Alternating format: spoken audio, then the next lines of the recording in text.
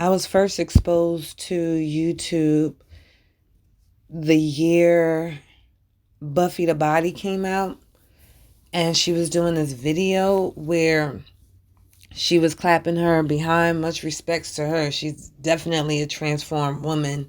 So this is no shade at all. But I remember when the video first came out, either my ex at the time was showing my dad or showing me, and my dad just so happened to come by. But I just remember all three of us just watching this on YouTube. And I never really used YouTube at that time, but I remember really first hearing about the word YouTube from this video.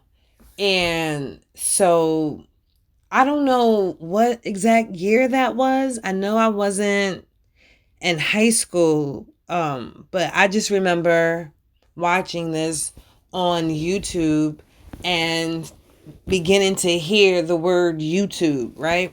And so I really became in tune um, to YouTube around the year of the conscious community. It was this, big deal about these guys, and a lot of people was waking up to a lot of things um, that was happening in the world. And so videos like this was probably the onset to becoming familiar to YouTube for me. But I remember when I lived on Washington Road, and it's in Atlanta. You already know Washington Road sound exactly how it is. It's Washington Road.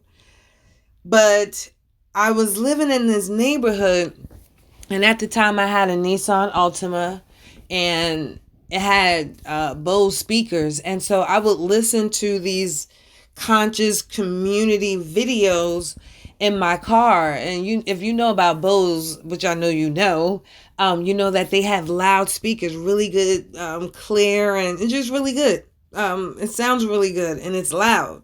And so I was listening to the conscious community, really tuned in. And that was around the time that Hidden Colors first came out, the Hidden Colors 1.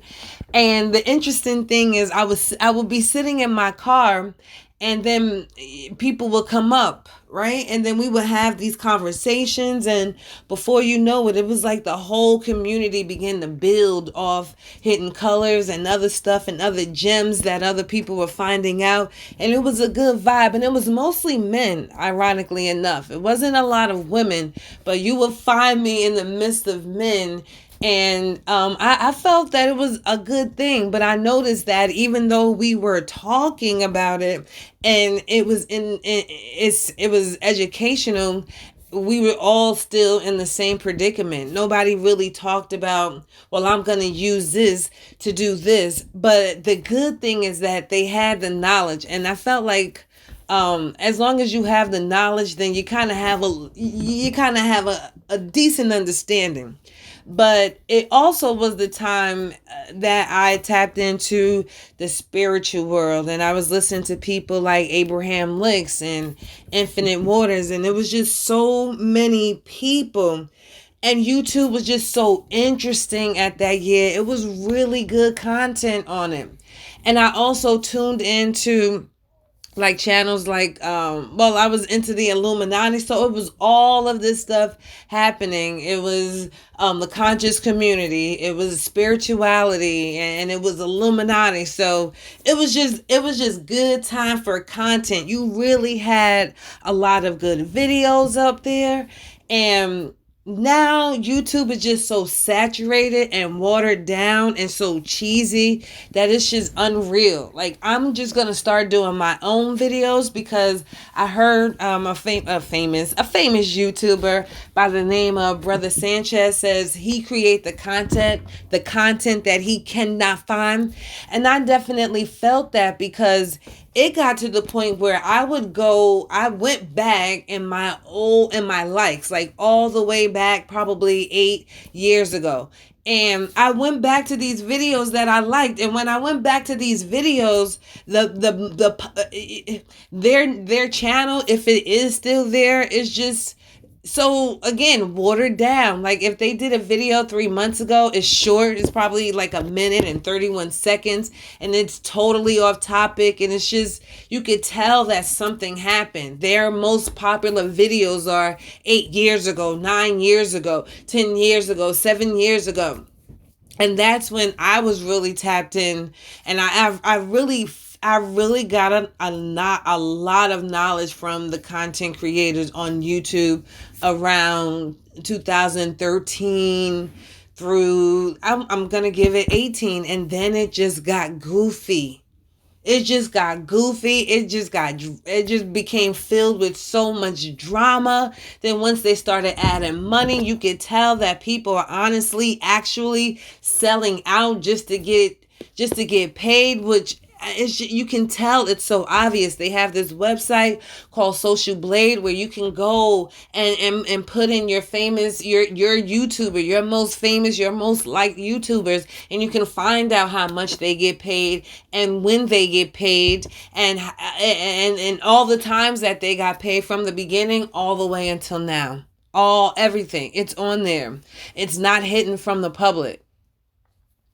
And you can tell by their channel, especially if they were on air for so long, that a lot of their content changed. It just became full of drama and back and forth and celebrity exposes and all of this crazy this distraction. It's nothing like what it was. And although I'm not with the conscious community, and ironically enough, they're still out there creating the same content. The reason why I stopped following them is because they too became so goofy and angry and dark and dirty. It's just something so heavy and dark in that whole, even through the screen. It doesn't matter if your phone screen is cracked. You can still see the dinginess and dirtiness. And I'm not saying they're dirty in particular, but it's just what they give off. It's like this grungy.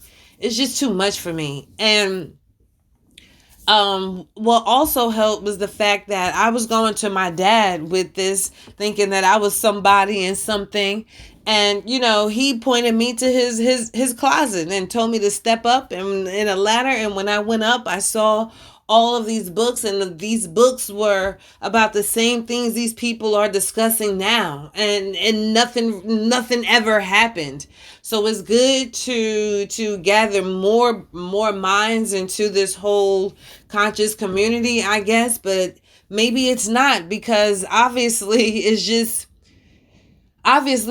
all talk. If the same things my father was listening to are the same things that I am listening to, and he read about, like, it's documented, and of course this is where they get their knowledge from, but who's going to do something different? So I just stopped being a part of that, because even the way, I don't know, they just always sound angry to me. And then a lot of them just became celebrity gossip followers, chasers too. And I don't think celebrities or entertainers are real, so I don't follow them.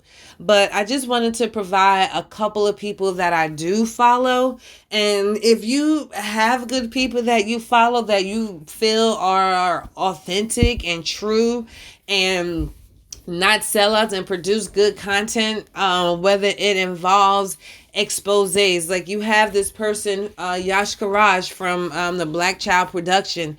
I mean, oh my gosh, like I used to, you talk about binge watching, I would binge watch his videos. And even when the video came out of exposing him, it did, I'm not going to lie, make me look at him a little different. But I really appreciated his videos and his content. He was the best at that time. I will give it to him. There were transvestigations that, again, you may not believe in that, but it helps me to stop following these people. It helps me to stop giving them feelings and emotions. So when they do things or say things or act a certain way, I'm not going to gossip and say, wow, I wonder why so-and-so did that, or you heard about so-and-so. I don't give them realistic human traits. I just believe that they're not real. So I don't, there's nothing to gossip. I'm never shocked at anything they do because they're not human to me. But I'm into the clones and MK Ultra. Like all of those videos were so good, and I'm talking about maybe 2 hours or an hour longer, even a good 45 minutes of just good content, whether you're voiceover and just videos. Um, it just changed. It just became just back and forth and gossiping and debating. Like, come on now, come on with this. It's really goofy. And so my subscription list isn't private. A couple of people I probably only listen to right now. I do tap into Brother Sanchez every once in a while. Of course, not everybody agrees with everybody all of the time. I tap in, and when I feel that I'm not interested anymore, I tap out. But lately, I've been tapping in, and he's pretty good. I definitely like how he delivers, and over time, he has gotten way more respectful. Not to say that he was ever disrespectful, but I like how he corrects himself for the most part. He's done some shady stuff, but aside from my personal feelings, he does produce good content. I don't know about the religion. That's questionable to you and anybody else. But if he's good, he's good. That's all I'm gonna say. Um, oh yeah, Days of Noah.